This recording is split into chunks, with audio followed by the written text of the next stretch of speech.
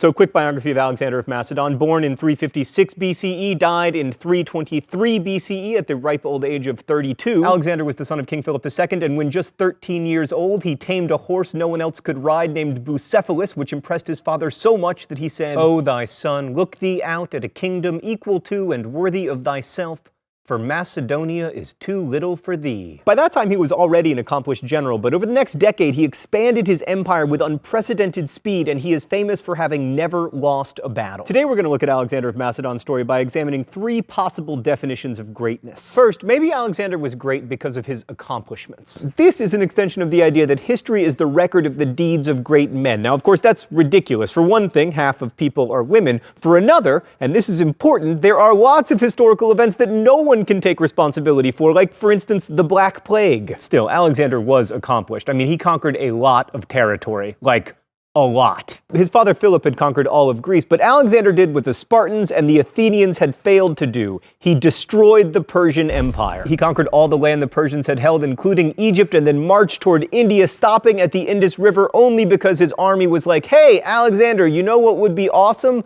Not marching." Also, Alexander was a really good general, although historians disagree over whether his tactics were truly brilliant or if his army just happened to have better technology, specifically these extra-long spears called sarissas. But much of his reputation as a general, and his reputation in general, anybody? Puns? Maybe I should stop? Okay. Is because of Napoleon. Napoleon, like many other generals through the millennia, was obsessed with Alexander the Great, but more on that in a moment. That said, Alexander wasn't very good at what we might now call empire building. Alexander's empire is definitely visually impressive, but it wasn't actually much of an empire. Like, Alexander specialized in the tearing down of things, but he wasn't so great at the building up of institutions to replace the things he'd torn down. And that's why pretty soon after his death, his empire broke into three empires called the Hellenistic kingdoms. Each was ruled by one of Alexander's generals, and they became important dynasties: the Antigonids in Greece and Macedonia, the Ptolemies in Egypt, the Seleucids in Persia, all of which lasted longer than Alexander's empire itself. A second kind of greatness, maybe Alexander was great because he had an enormous impact on the world after his death. Like King Tut, Alexander the Great was amazingly good at being a dead person. Let's go to the thought bubble.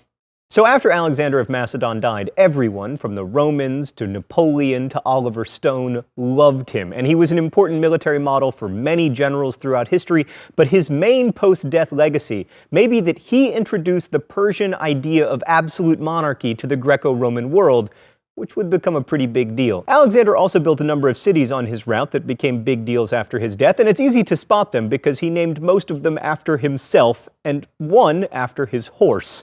The Alexandria in Egypt became a major center of learning in the classical world and was home to the most amazing library ever, which Julius Caesar probably accidentally burned down while trying to conquer a bunch of land to emulate his hero, Alexander the Great. Plus, the dead Alexander had a huge impact on culture. He gave the region its common language, Greek, which facilitated conversations and commerce. Greek was so widespread that archaeologists have found coins in what is now Afghanistan with pictures of their kings with the word king written beneath the pictures in Greek. This is also why, incidentally, the New Testament was eventually written in Greek. Although Alexander was mostly just conquering territory for the glory and heroism and greatness of it all, in his wake emerged a more closely connected world that could trade and communicate with more people more efficiently than ever before.